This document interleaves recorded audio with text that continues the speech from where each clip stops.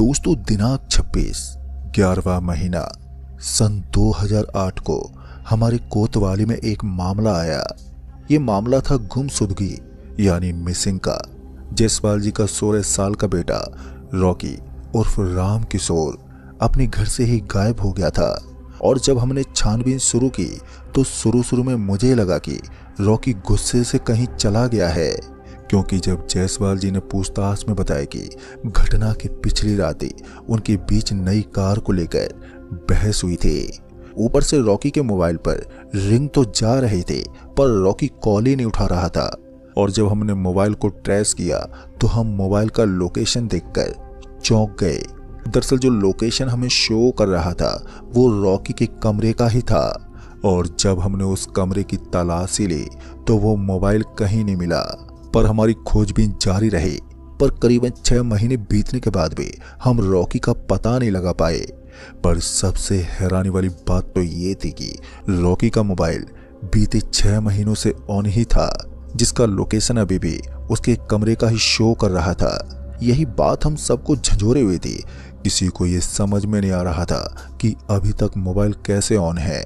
जहां 6 महीने के लंबे छानबीन के बाद हमने मान लिया था कि अब रॉकी नहीं मिलने वाला, तो वहीं दूसरी तरफ जायसवाल जी की सारी आस उस मोबाइल पर टिकी हुई थी जो अभी भी ऑन था। उन्हें उम्मीद थी कि कभी न कभी रॉकी फोन जरूर उठाएगा, इसलिए वो दिन में कई बार रॉकी को कॉल करते, पर हर बार उनके हाथ मायूसी लगती। दोस्तों, बीतते वक्त के साथ ये मामला ठंडा पड़ता चला गया और केस बंद हो गया। और मैं भी दूसरे कई केस के चलते इतना बिजी हो गया कि मुझे जायसवाल जी का ख्याल ही नहीं आया। पर इस घटना के करीबन 3 साल बाद ये केस एक दफा फिर चर्चा का केंद्र बिंदु बना, जब फिर एक दफा वैसा ही केस आया जिसमें 32 वर्षीय गुमशुदा व्यक्ति जिसका नाम व्योम दत्त था, उसके फोन का लोकेशन उसके रूम का ही शो कर रहा था। और जब हम उस लोकेशन पर पहुंचे तो हमने पाया कि ये तो वही कोठी थी जिसमें से रॉकी गायब हुआ था। पूछताछ से पता चला कि कुछ महीने पहले ये नया परिवार इस कोठी में रहने आया था। एक के बाद 2 लोगों के रहस्य तरीके से गायब होने से जहां हमारा पूरा महकमा सत्ते में आ गया था, तो वहीं दूसरी तरफ कोठी नंबर 572 पर भूतिया होने की बातें फैलने लगी।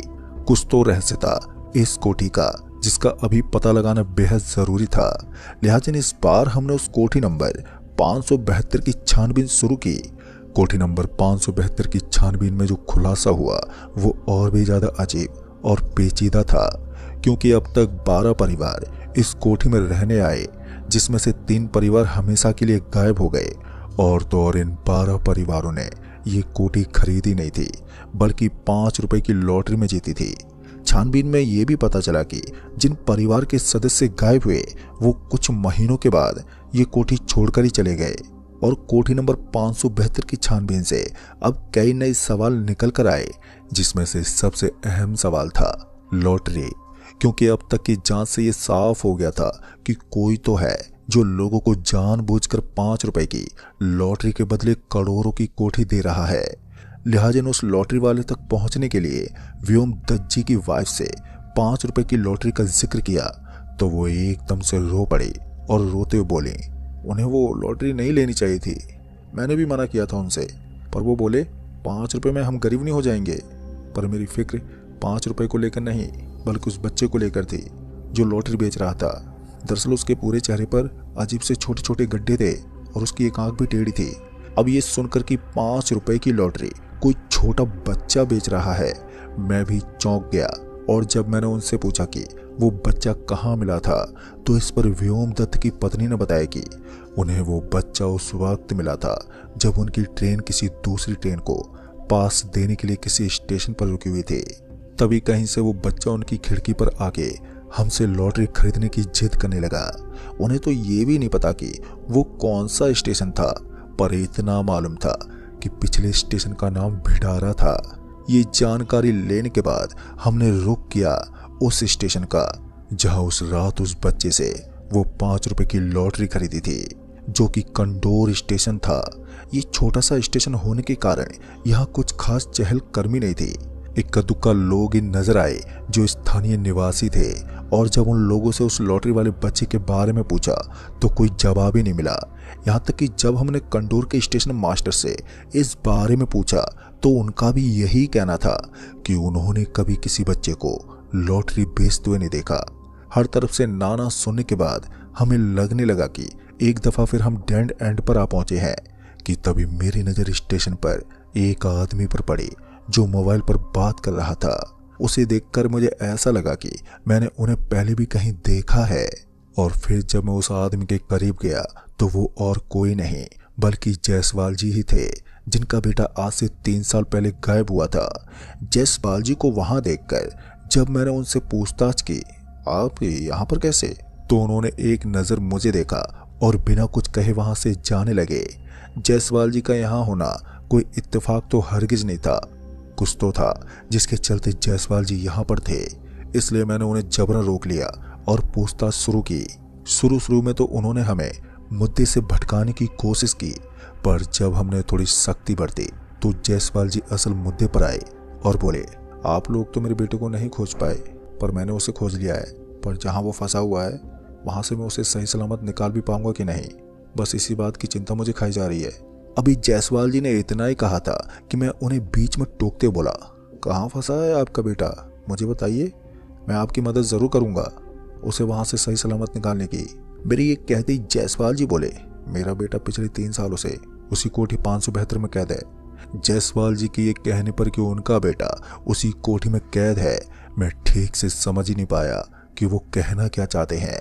इसलिए जब मैंने उसे साफ साफ बताने को बोला तब उन्होंने बताया कि मेरे बेटे की छानबीन बंद होने के बाद भी मैं हर रोज अपने बेटे के नंबर पर कॉल करता रहा, इस उम्मीद में कि एक न एक दिन तो वो कॉल उठा ही लेगा। और फिर करीबन 2 साल बाद जाके सच में मेरे बेटे रॉकी ने कॉल उठा ही लिया। और जब मैंने पूछा कि वो कहाँ पर है तो उसने बताया कि वैसे तो मैं आज भी अपने कमरे में हूँ, पर एक दूसरे आयाम में।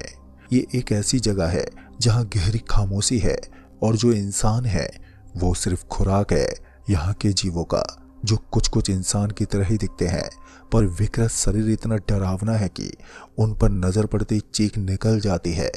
मुझे पता ही नहीं कि मैं अब तक कैसे जिंदा बचा हुआ हूँ, पर अगर आप मुझे देखना चाहते हैं तो मेरे कमरे में आइए। और जो कमरे में तिकोना आईना है उसमें बिना पलके झपकाए कुछ देर तक झांकिए, आपको सब कुछ दिख जाएगा। दोस्तों, इतना बोलकर रॉकी के पापा जायसवाल जी रोने लगे। उन्हें रोता हुआ देखकर मैंने उन्हें किसी तरह से संभाला और आगे सवाल करते पूछा, फिर आगे क्या हुआ, आपने उस तिकोने आईने में झांक कर देखा? जिस पर जायसवाल जी ने जवाब देते हुए कहा, हाँ देखा, पर मेरी बीबी ने, पर इससे पहले वो मुझे बताती कि उसने क्या देखा है कि उसने उसी वक्त दम तोड़ दिया, और मरने से पहले वो सिर्फ इतना बोली, मत देखना। इसलिए मैंने हिम्मत नहीं की उस तिकोने आईने में झांकने की, पर अब तक मुझे ये अंदाजा हो गया था कि ये सारा खेल 5 रुपए की लॉटरी का है। इसलिए मैं उस बच्चे को खोजता हुआ यहाँ पर आ गया जिससे मैंने वो लॉटरी ली थी, पर कई महीने बीत गए, मुझे यहाँ पर वो बच्चा नहीं दिखा। जायसवाल जी की बात से मुझे ये अंदाजा तो हो गया था कि हमने यहाँ आके कोई चूक नहीं की है, क्योंकि केस की मेन कड़ी वो लॉटरी वाला बच्चा ही था। ऐसे में अब हमें किसी तरह से उस बच्चे तक पहुंचना था। लिहाजा हमने उस बच्चे के हुलिये के आधार पर उस बच्चे का स्केच तैयार करवाया जो काफी हद तक उस बच्चे से मेल खाता था। उस स्केच के सहारे हमारी टीम ने अपनी छानबीन का दायरा बढ़ाते हुए छानबीन शुरू की। जैसा कि मुझे लगा था कि वो बच्चा इतनी आसानी से नहीं मिलेगा, और हुआ भी कुछ ऐसा ही। फिर एक मर्तबा कई महीने गुजर गए और हमारी टीम खाक छानती रह गई, जिसके चलते इस केस को हमेशा के लिए बंद कर दिया गया और साथ ही उस कोठी को भी प्रशासन द्वारा हमेशा के लिए सील कर दिया गया, ताकि आगे से फिर कोई उस कोठी का शिकार ना हो। पर वहीं दूसरी ओर केस बंद होने के बावजूद मैं इस केस की तहकीकात में जुटा रहा। फिर इसी दौरान एक रात जायसवाल जी को गिरफ्तार करके कोतवाली लाया गया। दरअसल उन पर जबरन उस कोठी में घुसने का आरोप था, जिसे प्रशासन द्वारा सील किया गया था। फिर जब मैंने जायसवाल जी से कोठी में घुसने की वजह पूछी तो उन्होंने बताया कि वो इस तिकोने आईने को लेने के लिए कोठी में घुसे थे। फिर जब मैंने उनसे इस विषय में कुछ और सवाल किए तो उन्होंने बताया कि उन्हें 2 दिन पहले वो बच्चा मिला था जिससे उन्होंने वो 5 रुपए वाली लॉटरी खरीदी थी, और उसी ने बताया कि अगर उन्हें अपना बेटा वापस चाहिए तो जायसवाल जी को उस तिकोने आईने को लाल पानी के तालाब में डुबोना होगा, जो कि मैनगूर के जंगल में है। फिर जायसवाल जी की पूरी बात सुनकर मैंने उनकी मदद करने का इरादा कर लिया और मैं उनके साथ पहुंचा कोठी पर, जहां से वो तिकोना आईना लेना था। आईने के सामने आने से पहले ही जायसवाल जी ने मुझे समझा दिया कि भूल से भी उस आईने में एक टक नहीं देखना है, इसलिए मैंने कपड़ा ले लिया और उसी कपड़े में उस तिकोने आईने को लपेटकर निकल पड़े मैंगूर के उस लाल तालाब की ओर जहां ये आईना डुबोना था। हाईवे के किनारे गाड़ी लगाने के बाद बाकी का रास्ता हमें पैदल ही तय करना था, क्योंकि उस घने जंगल में गाड़ी नहीं जा सकती थी। जैसे तैसे करके उस लाल तालाब तक पहुंच गया। तालाब के मिलते ही जायसवाल जी ने फौरन ही वो तिकोना आईना उस तालाब में फेंक दिया। जैसे ही आईना तालाब में डूबा वैसे ही तालाब का लाल पानी सूखने लगा और देखते ही देखते पूरा तालाब सूख गया। तालाब सूखने के बाद अचानक ही तालाब की मिट्टी में हलचल होने लगी। फिर कुछ ही देर में जायसवाल जी का बेटा रॉकी मिट्टी के अंदर से बाहर निकला।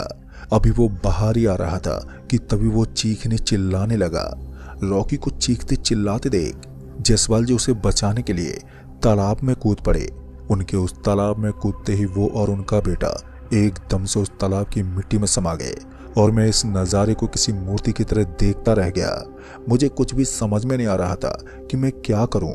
उस वक्त तो मैं वहां से लौट आया और कुछ लोगों को लेकर वहां पर पहुंचा, पर इस बार वहां उस तालाब की जगह एक बड़ी सी काली चट्टान थी। तो ऐसे में हमें चुपचाप लौटना पड़ा और ये हादसा अपने पीछे कई गहरे और अनसुलझे सवाल छोड़ गया, जो आज भी मुझे बेचैन किए हुए हैं। तो दोस्तों, इस कहानी में बस इतना ही। कहानी आपको पसंद आई हो तो वीडियो को लाइक शेयर कमेंट जरूर कर दें।